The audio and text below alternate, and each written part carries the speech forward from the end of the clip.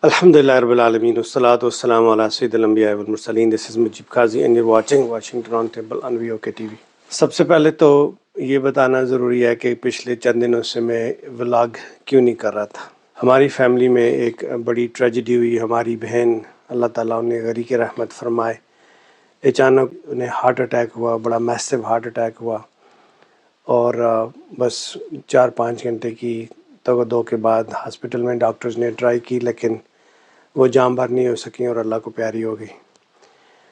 तो परदेश का सबसे बड़ा अलमिया ये होता है कि आप अपने प्यारों के जनाज़ों में, अपने प्यारों की इस तरह की मुसीबतों में आप नहीं पहुंच सकते, क्योंकि अगर आप बहुत भी कोशिश करें तो 24 आवर की ट्रैवल बन जाती है। फिर जो वेट टाइम है, गिव एंड टेक, तो मुश्किल होता है। जनाजा इतनी देर होल्ड नहीं किया जा सकता।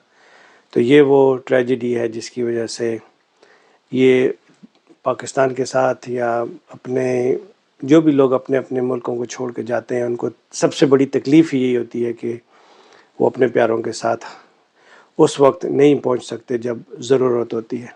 तो मेरी दुआ है कि अल्लाह ताला सबकी गरीक़ रहमत फरमाए और हमारी बहन को भी जन्नत में आला मकाम अता फरमाए। बहुत ही नेक सीरत और बहुत ही नेक खातून थी। अल्लाह ताला उनकी कमी कोताहियाँ ज़िंदगी में जो भी हुई हैं वो माफ़ फरमाए। इन 3-4 दिनों में काफ़ी सारी डेवलपमेंट हुई हैं, लेकिन एक डेवलपमेंट ऐसी है जिस पे बात करना इंतहाई ज़रूरी है, और वो ऐसी डेवलपमेंट है कि जिसने इस वक्त पाकिस्तान को तबाही के धाने पे ला के खड़ा कर दिया है।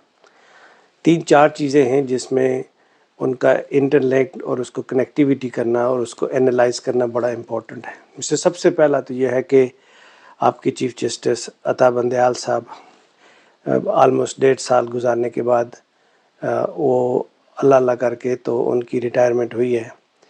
ये वो इतना बड़ा अलमिया है और सानिया है पाकिस्तान के साथ कि अगर आपको याद होगा कि जब सेकंड वर्ल्ड वॉर थी तो चर्चिल ने कहा था कि अगर आपके मुल्क में इंसाफ हो रहा है तो आपको कामयाबी से कोई नहीं रोक सकता। हज़रत अली करमल्लाहु वजहू का इरशाद गिरामी है कि अगर आपके मुल्क में इंसाफ है तो कुफ्र की भी हुकूमत चल सकती है, लेकिन जुल्म की नहीं। जब अप्रैल ऑफ 2022 को इमरान खान की हुकूमत पे शबखून मारा गया तो रात को 12 बजे अदालतें इंसाफ देने के लिए खुल गई थी। इंसाफ का क्या मेयार था, क्या स्टैंडर्ड था, वो आप सबके सामने है कि एक बड़े सोचे समझे मंसूबे के तहत पूरे मुल्क को तबाह करने के लिए एक ऐसे रजीम को ला के बैठाया गया जिसकी इंडोर्समेंट सुप्रीम कोर्ट ने की।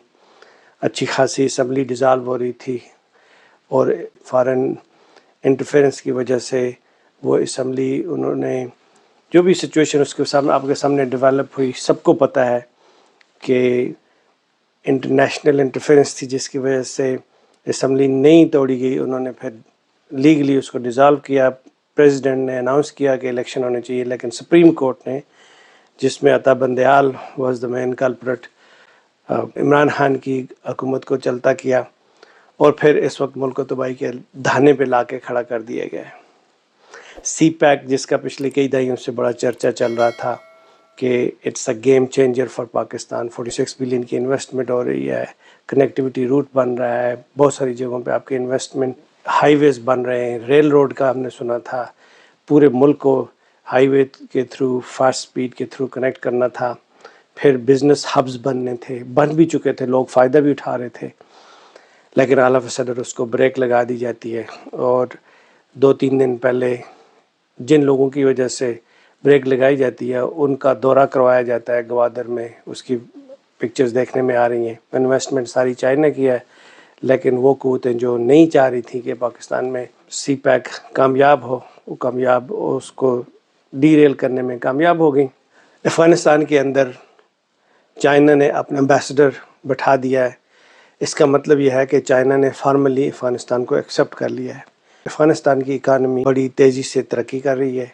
उनका डॉलर काफ़ी स्ट्रेंथ पकड़ता जा रहा है और एक रिपोर्ट ये भी आई है कि तकरीबन 15,000 के करीब टेररिस्ट पाकिस्तान के अंदर इंजेक्ट कर दिए गए हैं, जिनका काम ये होगा कि किसी न किसी तरीके से अफ़गानिस्तान और पाकिस्तान में आपस में लड़ाई शुरू करवाई जा सके।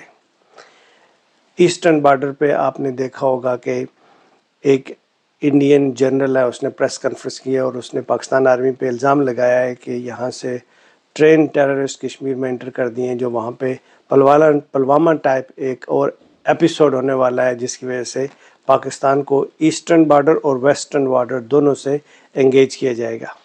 پاکستان کی طرف سے ابھی تک اس کی کوئی ریبٹ یا کوئی پریس کانفرنس نہیں آئی۔ ویسے ساری پریس کانفرنسز ایک ہی چیز پہ ہو رہی ہیں کہ کسی طریقے سے ایک میجر 88.8% جس کی پاپولیرٹی ہے according to the companies own surveys, اس پارٹی کو بین کرنے کے لیے، اس پارٹی کو گیم سے نکالنے کے لیے ساری ایفرٹس تو کی جا رہی ہے، لیکن جو دونوں طرف سے دشمن انگیج کرنا چاہ رہا ہے اس کے بارے میں کوئی پریس کانفرنس ابھی تک نہیں ہوئی۔